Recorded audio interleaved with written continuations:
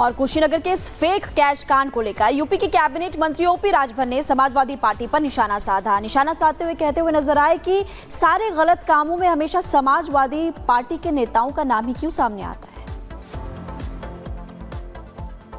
हर मामले में सपा नेता क्यों आ रहे हैं?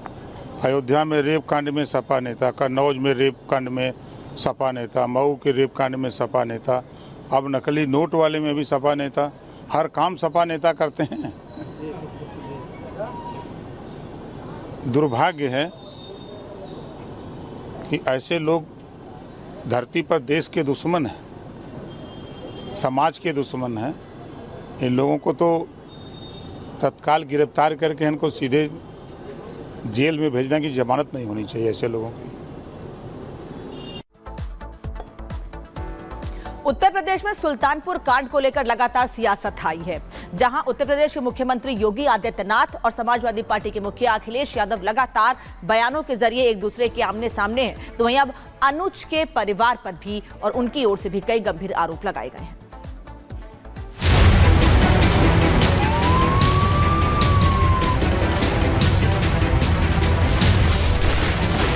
यादव जी का इच्छा तो पूरी हो गई, कम से कम ठाकुरों का इनकाउंटर करके उनकी इच्छा की पूर्ति तो हो गई।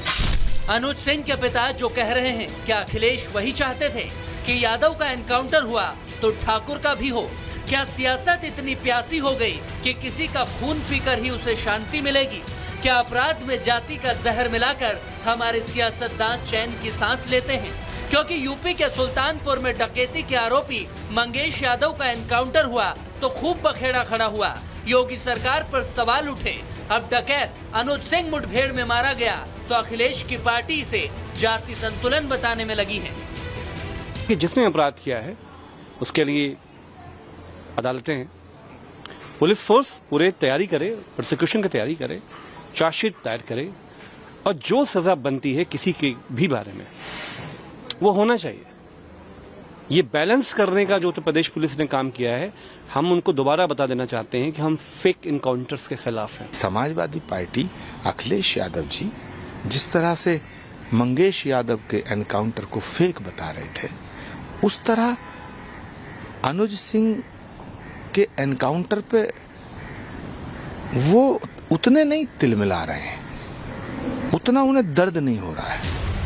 क्या ये सच है कि अखिलेश को जितनी दिक्कत मंगेश यादव के मारे जाने पर हुई वो अनुज सिंह के एनकाउंटर पर नहीं हो रही है?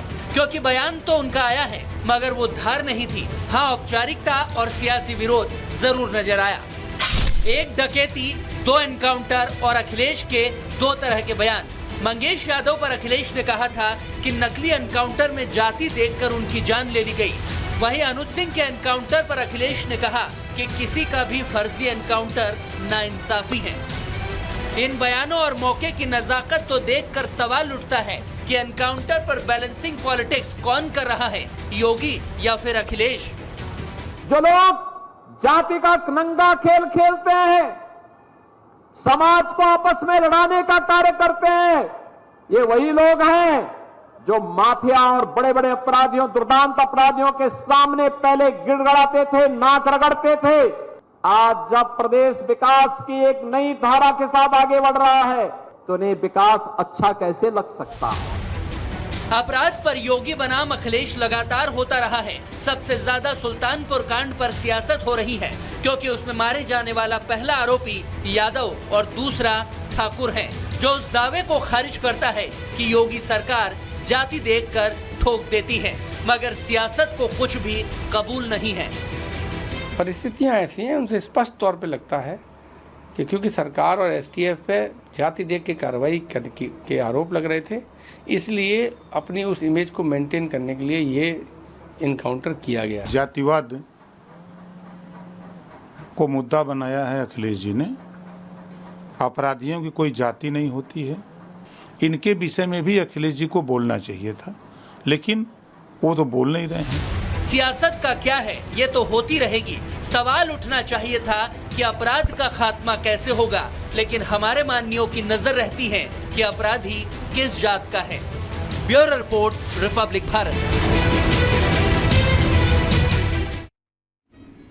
तो कुल मिलाकर देखिए, उत्तर प्रदेश में इनकाउंटर को लेकर एक बार फिर से सियासत तेज होती हुई नजर आ रही है। सुल्तानपुर डकैती कांड में मारा गया आरोपी अनुज का परिवार समाजवादी पार्टी के प्रमुख पर लगातार सवाल उठा रहा है, निशाना साध रहा है, तो दूसरी तरफ समाजवादी पार्टी यूपी सरकार को घेरने का काम कर रही है। आपको पूरी रिपोर्ट ग्राउंड जीरो से दिखाते हैं कि कौन आखिर क्या कह रहा है और इस पूरे मामले को लेकर आखिर सियासत क्यों हो रही है। सुल्तानपुर लूट कांड में अमेठी के अनुज सिंह का एनकाउंटर कल के दिन उन्नाव के नज़दीक एसटीएफ ने कर दिया। अमेठी में ये उनका घर है, उनके परिवार के तमाम लोग यहाँ पर बैठे हुए हैं, परिवार की औरतें बैठी हुई हैं। कल के दिन वो घटना घटी है, एनकाउंटर हुआ है। उसके बाद तमाम जो परिवार की महिलाएं हैं आक्रोश में हैं, क्रोध में हैं। परिवार के सिर्फ महिला ही आप देखेंगे घर के चबूतरे में भी बैठी दिख रही हैं, घर के बाहर कुर्सी पर भी बैठी हुई तमाम महिलाएं दिख रही हैं। कुछ कहेंगे अम्मा आप? नहीं, हम कुछ नहीं कहेंगे भैया, आप नहीं, हम कुछ नहीं जाइए। और विपिन सिंह का इनकाउंटर हो, नहीं हिंदू परिवार से जितने लोग जुड़े हैं सब लोगों का खून खौला है इस इनकाउंटर से। विपिन सिंह के एनकाउंटर की बात कर रही हैं आप? हाँ, विपिन सिंह माफिया था, उसका क्यों नहीं हुआ इनकाउंटर? हमारा लड़का तो इस डकैती में था ही नहीं। कोई सबूत हो तो दिखाइए ना हमको कि हमारा लड़का था इसमें। है? कोई सबूत हो तो आप हमको दिखाइए कि हमारा लड़का सुल्तानपुर डकैती में था, तब हम मानेंगे। नहीं, हम ऐसे नहीं मानेंगे। हाँ, देखिए, परिवार की तमाम महिलाएं हैं, शोकाकुल महिलाएं हैं, उनकी बहन भी यहाँ पर आई हुई हैं। आप कुछ मांग करेंगी? कुछ इच्छा हो आपकी, आप कुछ कहना चाहें प्रशासन से? हम सरकार से चाहते हैं कि सीबीआई जांच होनी चाहिए। अगर मुठभेड़ हुआ था तो उसमें पुलिस वालों का एनकाउंटर क्यों नहीं हुआ? उनको क्यों गोली नहीं लगी? और एनकाउंटर में ये दिखा रहे हैं कि चांदी बरामद हुई है। जो मंगेश यादव के पास से सामान बरामद हुआ वही अनुज प्रताप सिंह में भी दिखा रहे हैं। ये सब अफवाह है, उनका सामान उनके पास रख कर बस झूठी न्यूज़ फैला रहे हैं, बस और कुछ नहीं। एक बात कल आपके पिताजी की तरफ से भी कही गई कि ट्वीट अखिलेश यादव जी ने जो किया, अखिलेश यादव जी ने जो मुद्दा, क्या कारण क्या लगता है आपको एनकाउंटर की? कारण यही लगता है कि ये जातिवादता है ना। ये अगर अखिलेश यादव ये ना कहते कि जात देखकर एनकाउंटर किया गया है तो आज ठाकुर का एनकाउंटर ना होता। अब तो उनको संतुष्टि मिल गई। सरकार को भाई अखिलेश यादव को प्रूफ देना था कि नहीं, यादव का नहीं ठाकुर का भी एनकाउंटर होता है। आपका वीडियो शेयर करते हुए अखिलेश यादव जी ने आपके दुख का भी जिक्र किया है, क्या उनके लिए? देखिए, कोई हमारा दुख ना तो बांट सकता है ना तो हमारे भाई को वापस कर सकता है। बस हम यही चाहते हैं कि इसकी सीबीआई जांच होनी चाहिए और जिन लोगों ने उनका एनकाउंटर किया है प्रूफ दिखाएं, कहाँ मुठभेड़ हुआ है, मुठभेड़ का वीडियो क्यों नहीं वायरल किया गया? और अगर उनके पास वो कारतूस और पिस्टल बरामद हुआ है तो पुलिस वाले घायल क्यों नहीं हुए? बताइए, अगर फायरिंग हुई है, मुठभेड़ दिखाया गया, तब तो दोनों तरफ से फायरिंग होनी चाहिए थी। आपके भाई के आचरण के विषय में जरा बताइए, कैसे व्यवहार के थे वो? क्राइम रिकॉर्ड्स को लेकर बहुत सारी बातें की जा रही हैं, आप अपने भाई को कैसे देखिए? उनके ऊपर जितने भी क्राइम रिकॉर्ड से सब झूठा दिखा रहे हैं। बस उनके ऊपर सिर्फ एक केस था, वो भी सूरत वाला केस था, जो कि लिखा पढ़ा केस है। और जो लोग अफवाह फैला रहे हैं वो झूठी अफवाह ना। सिंह से क्या लेना देना था उनका? क्या बातचीत थी? कब से जान पहचान थी?